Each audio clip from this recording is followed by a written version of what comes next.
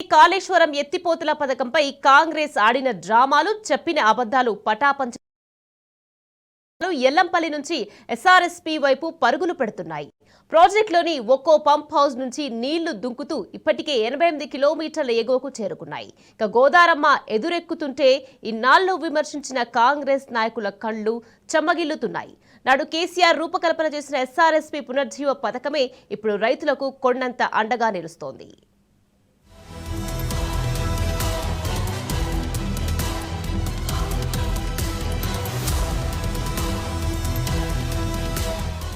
కేసీఆర్ దూరదృష్టితో రాష్ట్ర వ్యవసాయానికి బహుళ ప్రయోజనాలు చేకూరాయి. 10 ఏళ్లు బీఆర్ఎస్ హయాంలో ఎలాంటి సాగునీటి కొరత లేకుండా రైతులంతా వ్యవసాయం ఒక పండుగలా చేసుకున్నారు. కరీంనగర్ జిల్లాలో ఒకప్పుడు వరదకు మాత్రమే పరిమితమైన వరద కాలువను కేసీఆర్ దూరదృష్టితో బహుళ ప్రయోజనాల కల్పతరువుగా తీర్చిదిద్దారు. ఎస్ఆర్ఎస్పీ పునరుజ్జీవ పథకం కింద 122 కిలోమీటర్లు ఉన్న వరద కాలువను 3 రిజర్వాయర్లుగా మార్చి నిండు గర్భిణిలా నీళ్లను తన ఒడిలో దాచుకొని నేల చర్యలు తీసుకున్నారు.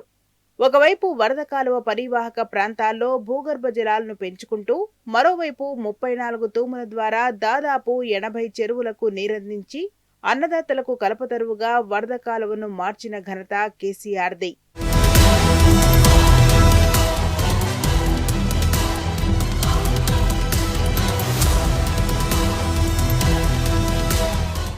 నాడు శ్రీరామ్ సాగర్ ప్రాజెక్టుకు భారీగా వరదొచ్చినప్పుడు నీరు సముద్రం పాలయ్యేది.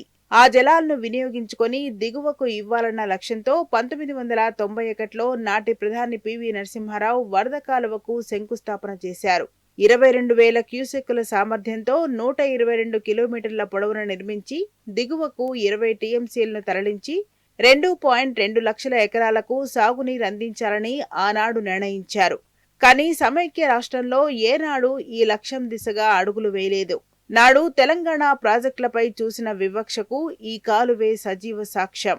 ఆ తర్వాత స్వరాష్ట్రం సాధించుకొని స్వపరిపాలనలో యుద్ధ ప్రాతిపదికన సాగునీటి ప్రాజెక్టులను కేసీఆర్ పూర్తి చేశారు. దాదాపు 2,000 కోట్ల రూపాయలతో చేపట్టిన పునరుజ్జీవ పథకానికి 2017 ఆగస్టు 10న ముప్కాల్ వద్ద శంకుస్థాపన చేశారు. కాళేశ్వరం నుంచి ఎస్ఆర్ఎస్పీకి నీళ్లు ఎత్తిపోసి ఆచరణలో చూపించారు.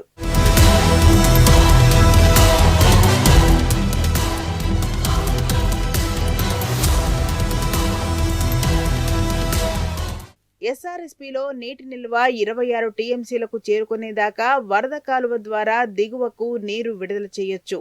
కానీ ఇటీవల 16 నుంచి 17వ కిలోమీటర్ మధ్య కాలువ డ్యామేజీ అయింది. దీనిని పునరుద్ధరించడానికి సమయం పడుతుందని అధికారులు చెబుతున్నారు. ఇప్పుడు నీటిని వదలకపోతే లక్షలాది ఎకరాల్లో పంటలు దెబ్బతినే ప్రమాదమే కాదు, వరద కాలువ పరివాహక ప్రాంతాల్లో భూగర్భ జలాలు పడిపోయే ముప్పు ఏర్పడింది. దీంతో రైతుల నుంచి ఆందోళన వ్యక్తమవుతున్నది. ఈ పరిస్థితుల్లో కేసీఆర్ పథకమే కాంగ్రెస్ సర్కార్కు వరప్రదాయనిగా మారింది. కాళేశ్వరం ఎత్తిపోతల పథకం కింద ఏర్పాటు చేసిన పంప్ హౌజ్ల ద్వారా ఎల్లంపల్లి నుంచి నీటిని ఎత్తిపోస్తున్నారు. వరద కాలువ డ్యామేజీ అయిన 17వ కిలోమీటర్ వరకు ఎల్లంపల్లి జలాలను పంపించేందుకు చర్యలు తీసుకుంటున్నారు.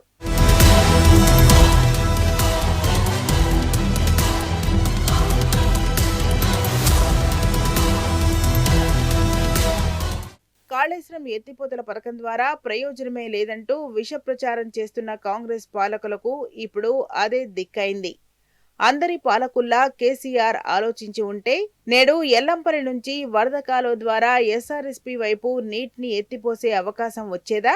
వరద కాలువ పరివాహక ప్రాంతాల్లోని లక్షలాది ఎకరాలకు సాగునీరు ఇచ్చే పరిస్థితి ఉండేదా? దాదాపు 86 చెరువులు నిండటమే కాకుండా భూగర్భ జలాలు పెరిగేందుకు అవకాశం కలిగేదా? ప్రస్తుతం ఎత్తిపోస్తున్న నీరు ద్వారా నిజామాబాద్, జగిత్యాల, కరీంనగర్ జిల్లాల రైతులకు ప్రయోజనం చేకూరుతుంది. ఎత్తిపోతలు లేకుంటే ఈ రైతుల బతుకు ఆగమయ్యేదే కదా అన్న ప్రశ్నలు తలెత్తుతున్నాయి.